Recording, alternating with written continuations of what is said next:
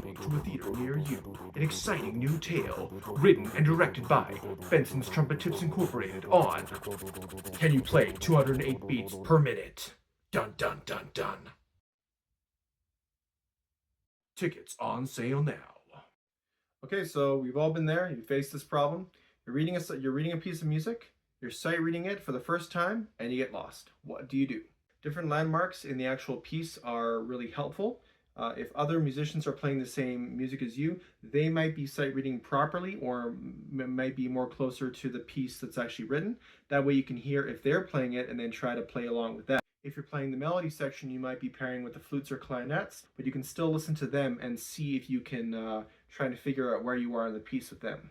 So a lot of beginner concert band music will have a lot of sections of music that are the same, and they'll be kind of spread throughout the band. So the trumpets will have the melody at one point, then that trumpet melody will be given to like the clarinets or the saxophones, and then it kind of like rotates around, that sort of thing.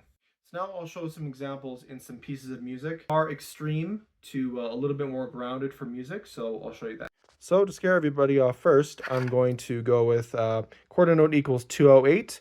You got 2/4 time, 4/4, 2/4, 4/4, 2/4. And you can see here we got some shot notes happening. We got some triplets happening. We got some 3/4 really long section right here. So what do you do if you're counting this and you get lost? Let's say you're going through the piece like this, everything's fine, you do the shot notes, dun, dun, dun, dun. And let's say you get lost in this section right here. That's what most trumpet players think when they're, first starting off. I should just stop playing, don't play. What's a landmark that you could probably, get a hold of? Well, I'd say this landmark right here would probably be the best one to come back in because you got all these sections right here. So even if you miss the bum bum bum, you can still come in here and go ba ba bum bum. And then, now this is another piece. So you got sections right here. You got notations, rhythms that are grouped together that are the same back to back to back. These will be the same, but then the groupings will change note placement. So you may be fine right here. So you go da da da da da da da da da. And then when you get to here, sometimes going down is harder than going up with the notations or the note placements. Get lost. So then you might try to recover over here with a landmark where the time changes in pieces of music, plus also the key signatures can throw you off. For me, I really struggled with time signatures and key changes and all that other stuff. That would really mess me up when I was trying to learn a new piece because, I'd be fine playing some of the rhythms just regular on like a B flat or like concert G or something. But then if you go into like, let's say you have like, make it 3 sharps or 4 sharps, and then you change it back and forth, that can also screw you up as well.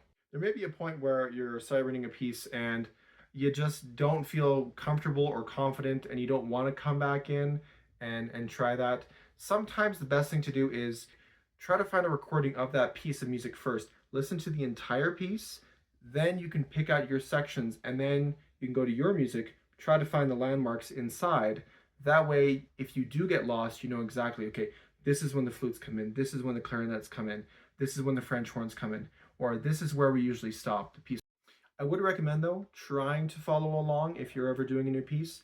The best thing to do is try to read like 1 or 2 bars ahead when you're actually sight reading a piece. That way, you will develop your eyes into looking ahead and to see, okay, what notes do I have to play here? Oh, is this section complicated? Or you can also try sight reading the piece a little bit before the rehearsal if you can get the music beforehand. Have a better understanding of the piece so that you can play it.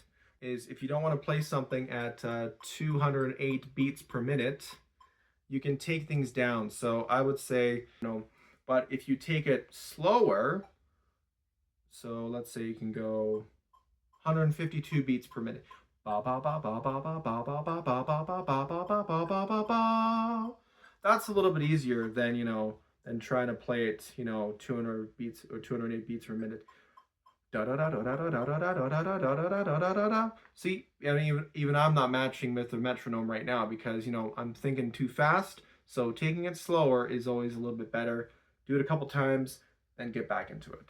Another good thing about playing things slower is that you're also kind of working on long tones in a way because you're not playing the notes as fast. You're spending more time on those notes, so your lips will kind of get used to going through the different rhythms and notations and also it'll give your fingers enough time to catch up. Sometimes your fingers will not match with your brain, or you'll be seeing the music, your fingers will be doing one thing, your brain will be thinking something else, and you won't be lining everything up. So taking everything slower kind of can match everything together. That way you'll have a better shot at getting the pieces more correct in the future.